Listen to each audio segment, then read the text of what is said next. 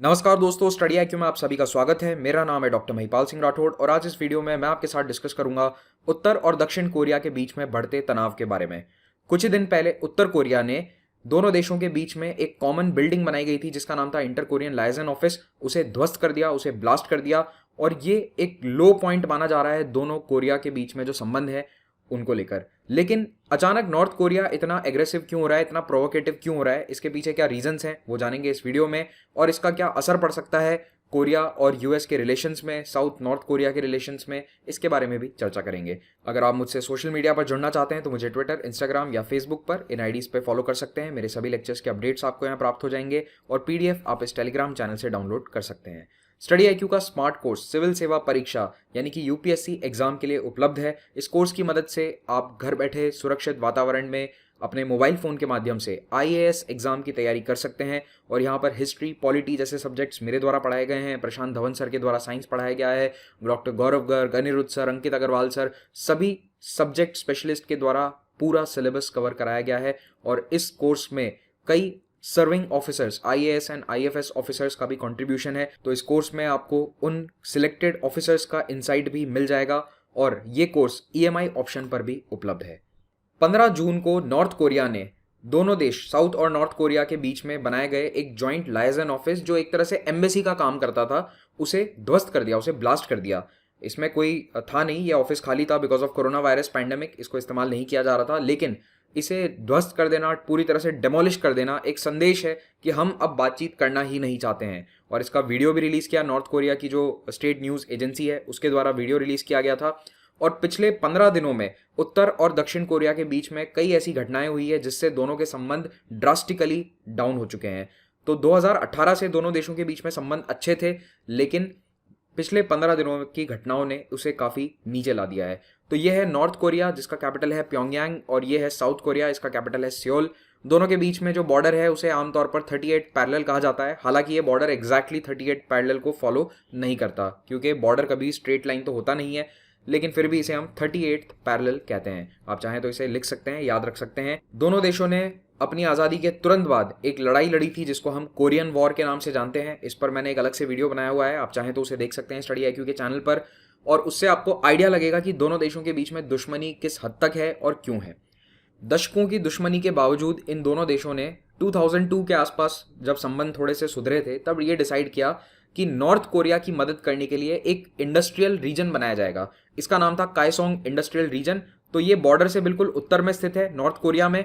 और इसकी खासियत ये थी कि यहाँ पर इंडस्ट्री सारी सेटअप करी गई थी साउथ कोरिया के द्वारा, यानी कि कैपिटल इन्वेस्टमेंट पूरा दक्षिण कोरिया की कंपनीज का था। लेकिन यहाँ पर जो काम करने वाले वर्कर्स हैं वो नॉर्थ कोरिया के थे, क्योंकि नॉर्थ कोरिया काफ़ी पिछड़ा हुआ देश है इकोनॉमिक वाइज, और इसीलिए यहाँ पर काम करके नॉर्थ कोरिया के वर्कर्स को जॉब मिलता। तो ये इंडस्ट्रियल पार्क जिसमें कई इंडस्ट्रीज थी 2004 से 2016 तक चालू रहा था। फिर 2016 में रिश्ते खराब हुए थे, नॉर्थ कोरिया ने कुछ मिसाइल टेस्ट किए, उसके बाद इसे बंद कर दिया गया। ये कायसोंग इंडस्ट्रियल रीजन दोनों देशों के बीच में स्थिरता और शांति का एक संदेश था, क्योंकि इतने दशकों की लड़ाई होने के बावजूद दोनों देश मिलकर जब इतना बड़ा प्रोजेक्ट चला सकते हैं तो उम्मीद बनती है कि हाँ, आगे भी रिश्ते सुधर सकते हैं। इसी कायसोंग इंडस्ट्रियल रीजन में ये जॉइंट लिएजॉन ऑफिस था। तो वैसे टेक्निकली ये नॉर्थ कोरिया का एरिया है, लेकिन बॉर्डर से ज़्यादा दूर नहीं है, बिल्कुल कुछ ही किलोमीटर नॉर्थ कोरिया के अंदर है। और इस ऑफिस को बनाने का पूरा एक्सपेंस उठाया था साउथ कोरिया ने। बहुत ही शानदार बिल्डिंग थी, 2005 में ये बनाई गई थी जब रिश्ते थोड़े सुधर रहे थे। $8 मिलियन का खर्चा करके साउथ कोरिया ने इस बिल्डिंग को तैयार करवाया था नॉर्थ कोरिया की ज़मीन पर, और इसी बिल्डिंग को इस वक्त नॉर्थ कोरिया ने डेमोलिश कर दिया है। अब इस बिल्डिंग की इतनी इंपॉर्टेंस क्यों थी? तो देखिए, दोनों देशों के बीच में कोई भी फॉर्मल डिप्लोमेटिक रिलेशंस नहीं है, यानी कि सियोल में, साउथ कोरिया की राजधानी में, नॉर्थ कोरिया का कोई राजदूत नहीं है, ना ही कोई उनकी एम्बेसी है, कोई दूतावास है। सेम इज विद प्योंगयांग, वहां पर भी साउथ कोरिया का कोई दूतावास नहीं है। तो दोनों देशों के बीच में जब कोई बातचीत होती है डिप्लोमेटिक रिलेशंस के लिए, तो वो कैसे होगी? वो इस ऑफिस के थ्रू होती थी। यह ऑफिस एक तरह से डी फैक्टो एम्बेसी का काम करता था। दोनों देशों के नुमाइंदे यहाँ पर बैठते थे और एक कम्युनिकेशन चैनल ओपन रहता था। तो चाहे कितनी भी लड़ाई हो, उन्हें पता था कि हाँ, कम से कम हम बात तो कर सकेंगे। 2018 में उन्होंने ये स्थापित किया था कि एक परमानेंट कम्युनिकेशन सेंटर होगा यहाँ पर, जब किंग जोंग उन, जो नॉर्थ कोरिया के तानाशाह हैं, डिक्टेटर हैं या लीडर हैं, जो चाहे आप कह लो, और मून जे इन, जो साउथ कोरिया के डेमोक्रेटिकली इलेक्टेड लीडर हैं, इन दोनों ने मुलाकात करी थी और इस ऑफिस के अंदर हॉटलाइंस को स्थापित किया था। अब ये हॉटलाइन क्या होती हैं? देखिए, hotline is direct communication link. तो साउथ और नॉर्थ कोरिया के बीच में लगभग 40 साल से 1971 है तो 50 साल हो गया, 1971 से हॉटलाइंस एस्टैब्लिश्ड हैं। और ऐसा नहीं कि केवल एक कंप्यूटर या फिर एक मोबाइल पर ये हॉटलाइन थी, दोनों के मिलिट्री डिपार्टमेंट्स के बीच में हॉटलाइन थी, दोनों के राष्ट्रपति और उधर किम जोंग उन के ऑफिस के बीच में हॉटलाइन थी, दोनों के इकोनॉमिक ऑफिस के बीच में एक हॉटलाइन थी, नेवी की एक अलग हॉटलाइन थी, ताकि डायरेक्ट संवाद हो सके। इन हॉटलाइंस का सबसे बड़ा फायदा ये था कि ये एक्सीडेंटल मिलिट्री कन्फ्रंटेशन को बचाते थे। जैसे कि अगर नॉर्थ कोरिया कोई मिलिट्री एक्सरसाइज कर रहा है लेकिन साउथ को उसकी जानकारी नहीं है, तो वो तो यही समझेगा ना कि हमला हो रहा है 38 पैरेलल पर। तो ऐसे में वो पहले से जानकारी दे देते थे, या फिर साउथ कोरिया फोन करके पूछ लेता था कि भाई साहब आप क्या कर रहे हैं, बता दीजिए, इतनी सारी आर्मी क्यों आ रही है बॉर्डर के पास। तो नॉर्थ कोरिया बोलेगा कि this is a military exercise, तो ठीक है। इस तरह से कोई बड़ा हमला होने से बच जाता है। कई बार नॉर्थ कोरिया की जो शिप्स हैं वो साउथ कोरिया के इकोनॉमिक जोन या फिर उनके टेरिटोरियल वाटर्स में आ जाते थे, तो उसको लेकर भी संवाद होकर स्थिति स्पष्ट करी जा सकती थी। तो एक्सीडेंटल फायरिंग की घटनाएं या फिर एक्सीडेंटली एक दूसरे के ऊपर हमला कर देने जैसी घटनाएं नहीं होती है ड्यू टू हॉटलाइन। लेकिन इस वक्त नॉर्थ कोरिया ने इन सभी हॉटलाइंस को पूरी तरह से बंद कर दिया है। देयर वर अराउंड 40 प्लस हॉटलाइंस को बंद करने के बाद नॉर्थ कोरिया की तरफ से एक मिलिट्री धमकी भी आ चुकी है। नॉर्थ कोरिया के मिलिट्री हेड ने यह बात कही वहां के स्टेट मीडिया को कि साउथ और नॉर्थ कोरिया ने जो 2018 में बाइलैटरल मिलिट्री एग्रीमेंट साइन किया था, उसके तहत उन्होंने कहा था कि दोनों देश टेंशन्स कम करेंगे, आर्मी और मिलिट्री जो है उसको थोड़ा डीएमजी से दूर रखा जाएगा। ये डीएमजी क्या है? ये डीमिलिटराइज जोन है, दोनों देशों के बॉर्डर के 4 किलोमीटर उत्तर और दक्षिण में। इन्होंने म्यूचुअली डिसाइड किया हुआ है कि आर्मीज नहीं होंगी, this will be called an exclusion zone, demilitarise zone. लेकिन इस डीमिलिटराइज जोन के खत्म होते ही यहाँ पर आर्मीज का भारी जमावड़ा है। It is one of the most militarized border in the world. लेकिन इन्होंने डिसाइड किया था 2018 में कि थोड़ी सी आर्मीज यहाँ पर अपनी कम करेंगे, लेकिन अब नॉर्थ कोरिया धमकी दे रहा है कि हम उस 2018 वाले एग्रीमेंट को नहीं मानने वाले हैं। इनफैक्ट आर्मीज बॉर्डर की तरफ मूव करना स्टार्ट कर चुकी हैं। इस पूरे बढ़ते तनाव के पीछे एक रीसेंट कारण है ये गुब्बारे। जी हाँ, आपने सही सुना, ये बलून्स जो हैं इनमें कुछ लोग पर्चियां लिखकर उत्तर कोरिया की तरफ छोड़ देते हैं, जिसमें नॉर्थ कोरिया के लीडर किम जोंग उन के दमनकारी नीतियों के बारे में लिखा होता है। दुनिया एक्चुअली में कैसी है वो बताया जाता है। याद रखिए, नॉर्थ कोरिया में केवल स्टेट मीडिया है, दुनिया में बाहर क्या चल रहा है वहाँ के लोगों को नहीं मालूम होता। कोई टीवी नहीं है, कोई इंटरनेट नहीं है, केवल वहाँ की जो स्टेट एजेंसी है वो न्यूज़ उन्हें बताती है, वही उनके लिए सच है। तो जो लोग नॉर्थ कोरिया से भागकर साउथ कोरिया आ गए थे उन्हें डिफेक्टर कहा जाता है वहाँ पर।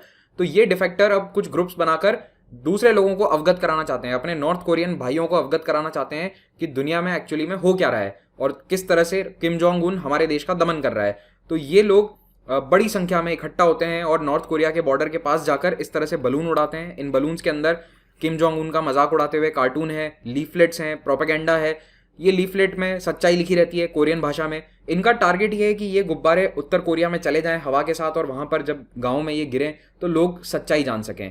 पहले भी कई बार इस तरह के लीफलेट्स नॉर्थ कोरिया में भेजे गए हैं और हमेशा नॉर्थ कोरिया की सरकार का रिस्पॉन्स बहुत ही स्ट्रांग होता है।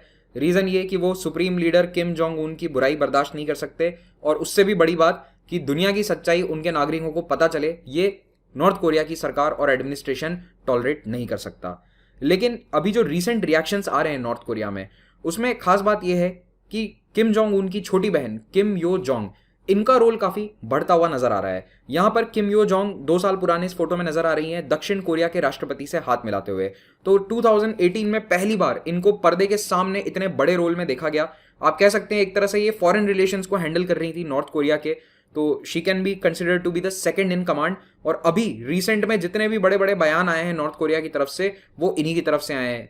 तो इनको माना जा रहा है सेकंड इन कमांड, क्योंकि ऐसी कई न्यूज़ आई है कि किम जोंग उन की तबीयत इतनी अच्छी नहीं है, बीच में ये कई महीनों तक गायब भी हो जाते हैं। तो ऐसा माना जाता है कि there are some health issues. तो शायद इन्हें सेकंड इन कमांड की तरह ग्रूम किया जा रहा है। और 2 साल पहले किम जोंग उन ने ऑफिशियली इन्हें इंटर कोरियन अफेयर्स का इंचार्ज बना दिया था। इंटर कोरियन अफेयर्स यानी कि दोनों देशों के बीच में संबंध स्थापित करने के लिए जो भी कामकाज होगा वो इन्हीं के अधीन होगा। साउथ कोरिया में भी ऐसी एक मिनिस्ट्री है, तो वहां पर भी एक मिनिस्टर फॉर नॉर्थ कोरिया या फिर मिनिस्टर फॉर यूनिफिकेशन होता है। और बाय द वे, अभी पिछले 15 दिन में जो भी घटनाक्रम चल रहा है उसके कारण इन मंत्री जी का जो पद है वो चला गया है। इन्होंने इस्तीफा दे दिया खुद ही, क्योंकि इन्होंने कहा कि रिश्ते खराब हो रहे हैं और उसके लिए मैं जिम्मेदारी लेता हूं। तो नैतिक जिम्मेदारी लेते हुए इन्होंने अपने पद से इस्तीफा दिया है, which is unheard of in democracies these days. इस लियाजन ऑफिस को ध्वस्त करने से कुछ दिन पहले किम यो जोंग ने इस तरह का स्टेटमेंट दिया था कि हम इस यूजलेस इंटर कोरियन लियाजॉन ऑफिस को ध्वस्त कर देंगे और आगे क्या कदम लेना है साउथ कोरिया को पनिश करने के लिए वो हमारी आर्मी डिसाइड करेगी। उसके अलावा भी किम यो जोंग ने कई ऐसे स्टेटमेंट दिए थे जिसमें साउथ कोरिया को बुरा भला कहा गया और स्पेसिफिकली साउथ कोरिया से कहा गया कि ये जो लीफलेट्स भेजे जा रहे हैं डिफेक्टर्स के द्वारा, इसको बंद करवाओ, ये तुम्हारी जिम्मेदारी है कि साउथ कोरिया की सरकार इस तरह की एक्टिविटीज को बढ़ावा दे रही है। इस पूरे घटनाक्रम को देखने के बाद जो इंटरनेशनल अफेयर्स के एक्सपर्ट्स हैं उनका यह मानना है कि नॉर्थ कोरिया जानबूझकर एक क्राइसिस क्रिएट कर रहा है। वो ऐसी परिस्थितियां बना रहा है कि दुनिया को लगे कि नॉर्थ कोरिया से खतरा है। They are manufacturing a crisis. Specially जो अमेरिकन थिंक टैंक्स है उनको यही लग रहा है, क्योंकि नॉर्थ कोरिया ऐसी हरकतें पहले भी कर चुका है। 2012 और 2016 में भी इसी तरह की हरकतें उन्होंने करी थी।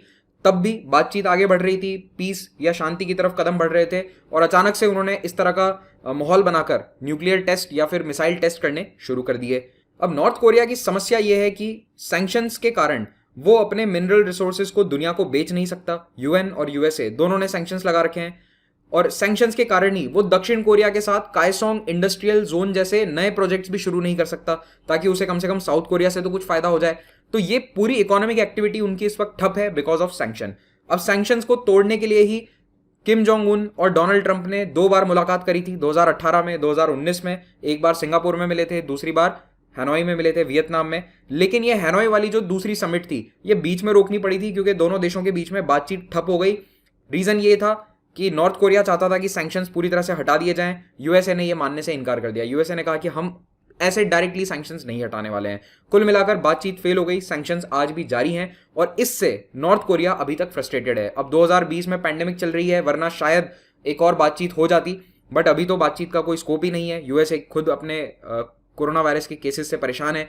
तो ऐसे में नॉर्थ कोरिया को लग रहा है कि अब बहुत टाइम बीतता जा रहा है, हमारे सैंक्शंस हट नहीं रहे हैं और हमें उन 2 मुलाकातों से कोई बेनिफिट नहीं हुआ। तो ये एक तरह से नॉर्थ कोरिया का फ्रस्ट्रेशन है जो साउथ कोरिया के ऊपर निकल रहा है। तो ये भी एक पॉसिबिलिटी है कि नॉर्थ कोरिया की सरकार केवल एक विलन बनाने के लिए, एक टारगेट बनाने के लिए साउथ कोरिया को हथियार बना रही है। साउथ कोरिया को टारगेट बनाया जा रहा है, उनके खिलाफ इस तरह के कदम उठाए जा रहे हैं, दुष्प्रचार किया जा रहा है ताकि नॉर्थ कोरिया की जनता का ध्यान उनकी इकोनॉमी से हट जाए। This is a possibility. अब सच्चाई क्या है वो कोई नहीं जानता क्योंकि नॉर्थ कोरिया के अंदर क्या हालात हैं वो बाहर तक रेयरली न्यूज आ पाती है।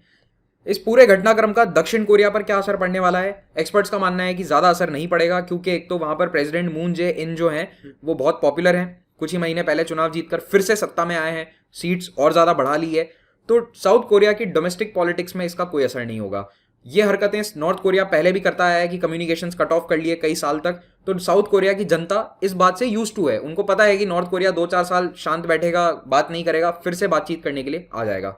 तो इसके कारण साउथ कोरिया पर डोमेस्टिक पॉलिटिक्स पर कोई असर नहीं होगा क्योंकि उनके लिए अभी मेन कंसर्न इकोनॉमी, उनकी खुद की इकोनॉमी है और कोरोना वायरस पैंडेमिक है।